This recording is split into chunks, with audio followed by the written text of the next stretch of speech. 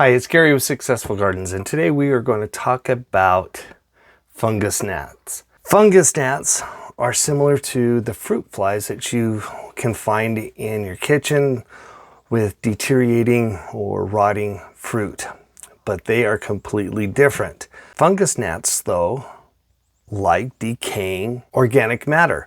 So that's one way that they are similar to the fruit flies in the kitchen. But fungus gnats actually are thriving on or feeding on the fungus of decaying organic matter that is often found in your houseplants, such as rotting tissue that's caused from overwatering. Anything that's in that potting soil or down in that root zone is where those fungus gnats actually survive and thrive. I'm going to show you 5 simple remedies that work to control the fungus gnats that might be causing problems in your houseplants. One of the simplest things that you can do is watch and control your watering.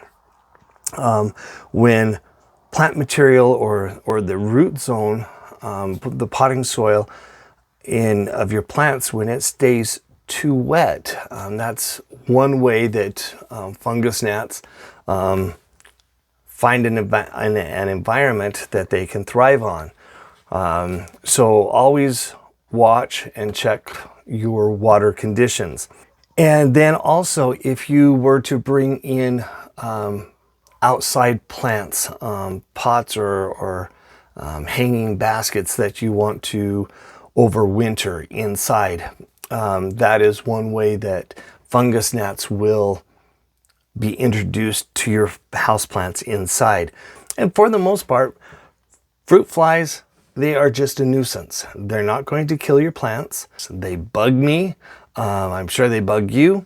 And so I could live with them if I had to, but I have so many houseplants that I don't want them getting into all my plants. So I'm going to now show you some of the steps that I take or have taken in the past to keep any fungus gnat population in control. One of the easiest ways or most organic way to control fungus gnats is to apply a layer of sand to the top of the soil. And all you need to do is just take a fine particle of sand, add it to the top of your houseplant soil, making sure that it's about a quarter inch thick all the way around.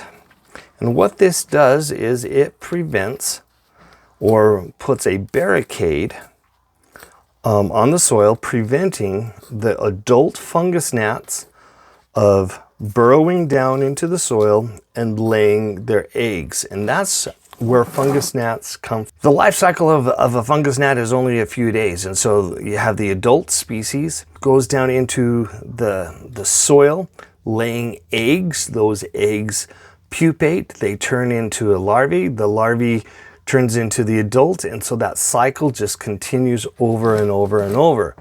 And so by adding this layer of sand, you are preventing or breaking the cycle where the adult cannot go down into the soil to lay eggs. The environment has to be moist and humid. So with a sandy layer, that stops all aspects of the adult to lay any eggs in the soil. So in that process of time, the adults die, the generations are broken, and life continues. With sand, you can go ahead and continue to water. On top of that, being porous, the water will penetrate through the sand, water your plants as needed, and over time, as that sand dissipates, all you have to do is add some more sand if it starts to break. Easy peasy with sand. Another item that you can use is diatomaceous earth. Diatomaceous earth is an organic chemical. If you want to get technical, it's a million years old. It's the crustacean layer of old seed beds, and they take that and they crush it up into a fine powder. You would take this powder and just carefully sprinkle on the surface of the potting soil. And I would apply this after you have already watered your plant. So because if you add water, you're just going to push that powder down into the roots. Now, diatomaceous earth, how it works is, as I mentioned, it is eon years old crustaceans that have been ground up in a fine powder. To you and me, this powder is very fine. It reminds me of the texture of flour. So that's all that is. However, to a soft-bellied bug or insect, such as the larvae of fruit flies, it is like walking on shards of broken glass. It actually cuts their exoskeleton skin, and those insects then start to just dehydrate, they dry up, and they die. So diatomaceous earth is another product that you can use to help control fungus gnats. Another household item that you can use to control fungus gnats is hydrogen peroxide. Hydrogen peroxide is very safe. We've all used it on scrapes and cuts and bruises on our own bodies, because as with its disinfecting particles, it is beneficial to the plant by not only adding moisture and adding oxygen to the root zone, but because of the disinfecting particles, it kills any fungus that is down in that root zone, which then starves or rids the food population for fungus gnats to live and thrive on.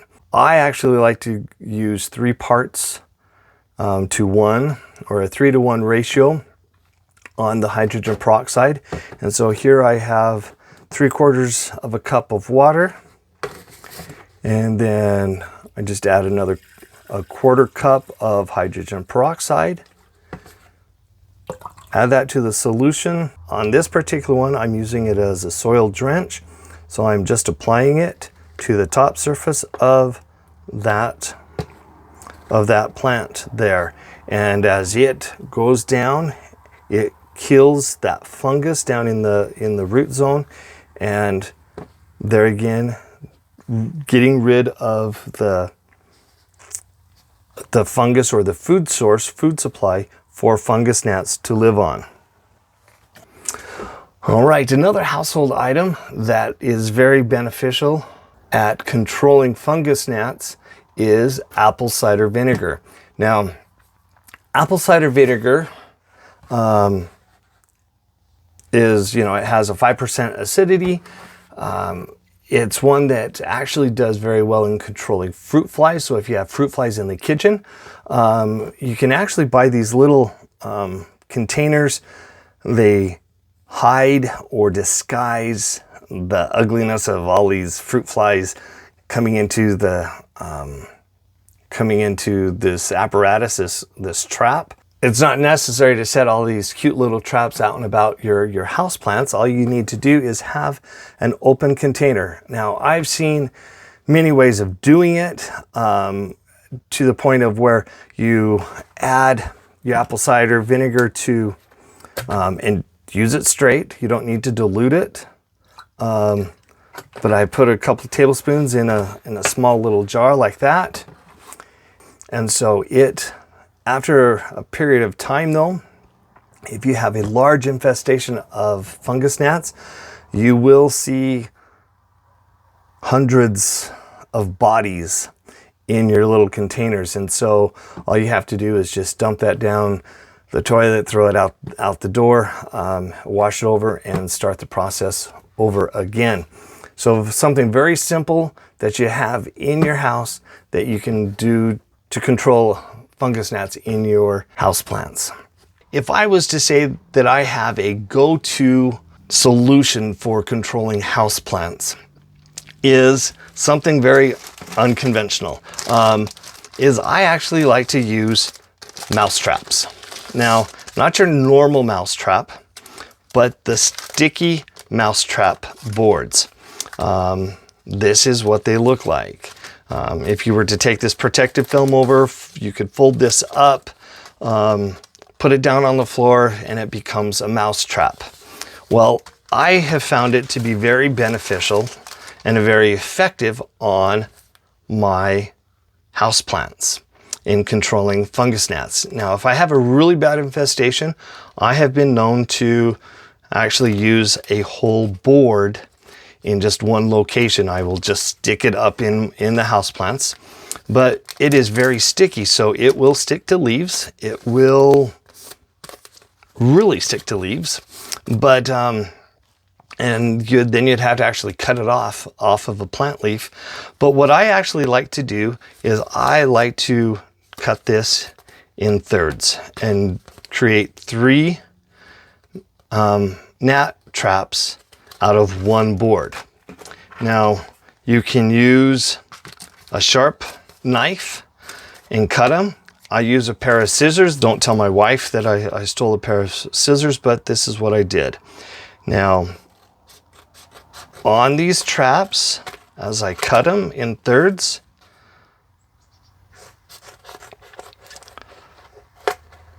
as you cut through that glue, you will get a residue on the scissors. This one isn't that bad, but it will bind up everything that I come and try to cut next. So, easy, simple way to clean this is taking some vegetable oil on a Q-tip and just rubbing that off. With this, now I have these 3 traps.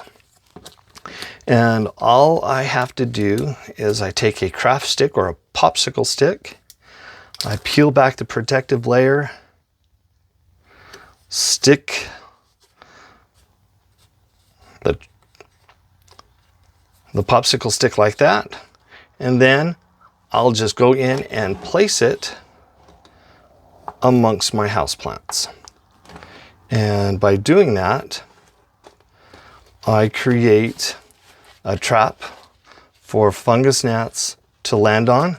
Even with the sticky glue that they have, it doesn't say, the trap doesn't say that it has an attractant, but there is a slight fragrance or odor to the glue. And I always have thought maybe it is an attractant, but it really works in attracting fungus gnats. In fact, here's one that you can see that I have used in past. I need to actually change this out because there's probably not any room to add more gnats to that. So you can see how effective that is. So I'm just going to swap that out. And voila, there it is, a new trap for my plants. Then I'll take these and put them throughout my house plants. With that, hopefully you have learned something. It's been helpful for you to find how simple it is to control such a problem like fungus gnats in your houseplants. And hopefully you'll be able to enjoy those houseplants once more. This is Gary with Successful Gardens. Until next time, let's get growing.